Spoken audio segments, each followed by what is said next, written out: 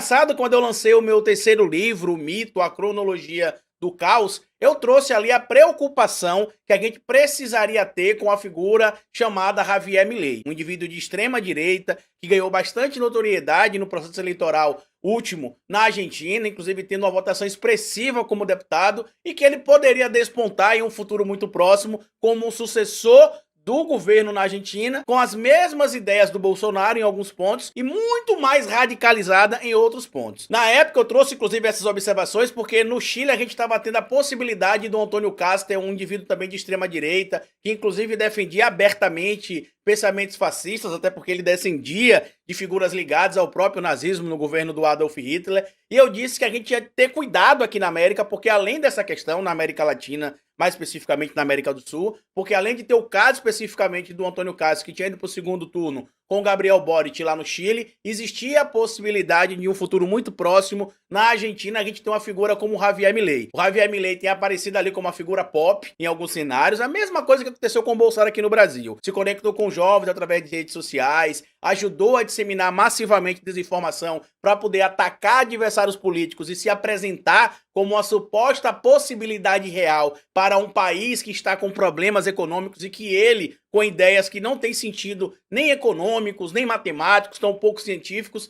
teria em tese a solução. E basicamente a solução que o Javier Milei desenvolveu, além de trazer um monte de desinformação, é acabar com praticamente todos os investimentos em ministérios do seu governo e dolarizar a economia da Argentina, que a gente já tem alguns exemplos aqui na própria América do Sul, como é o caso do Equador, que não deu muito certo, é meio que evidente. Só que quando eu trouxe esse alerta, muita gente achou que era meio que desesperado demais, já que no Brasil a gente vinha a tendência clara ali do Lula vencer a eleição contra o Bolsonaro, e a gente viu que na verdade foi meio apertado no segundo turno em específico, por conta da máquina que a gente sabe que o Bolsonaro utilizou para poder tentar vencer a eleição contra o Lula. E agora, no caso do Javier Milei especificamente, se está tendo ali meio que uma comoção da extrema-direita global que está lá na Argentina, inclusive nesse momento, para apoiar o Javier Milei. Chegaram lá na Argentina para poder defender ali o nome do Javier Milei, além do próprio Eduardo Bolsonaro, filho do Jair Messias Bolsonaro, o Rodrigo Constantino, representantes de partidos de extrema-direita da Europa, porque eles estão começando a ver que como teve o fracasso nas eleições que se teve ali durante o período a possibilidade de se reeleger candidatos ligados à extrema-direita, como aconteceu com o Trump nos Estados Unidos e com o Jair Messias Bolsonaro aqui no Brasil, e na própria Argentina com a não reeleição do Maurício Macri, que apesar de, em tese,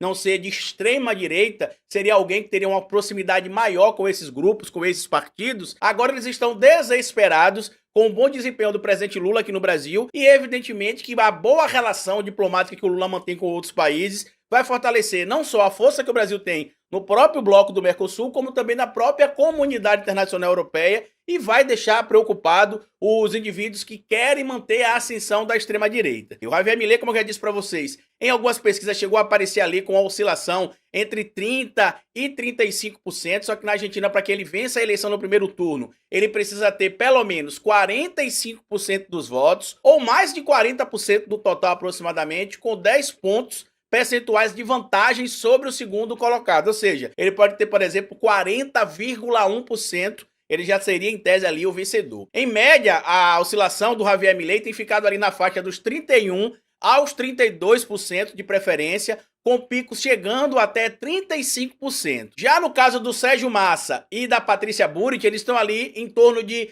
25%, com a vantagem para Massa na maioria dos estudos. Para quem não sabe quem é o Sérgio Massa, ele seria ali o candidato que vai suceder, caso eleito, o próprio Alberto Fernandes. Ele não tem tido uma queda expressiva, assim como o próprio Javier Milei também não tem tido um aumento expressivo na votação. Em algumas pesquisas, inclusive feitas até por institutos brasileiros, como é o caso, por exemplo, da brasileira Atlas Intel, o Sérgio Massa, aparece à frente do Javier Milei, com cerca de 30,9% dos votos, seguido ali por Milei com 26,5% e a Patrícia Burit com 24,4% dos votos.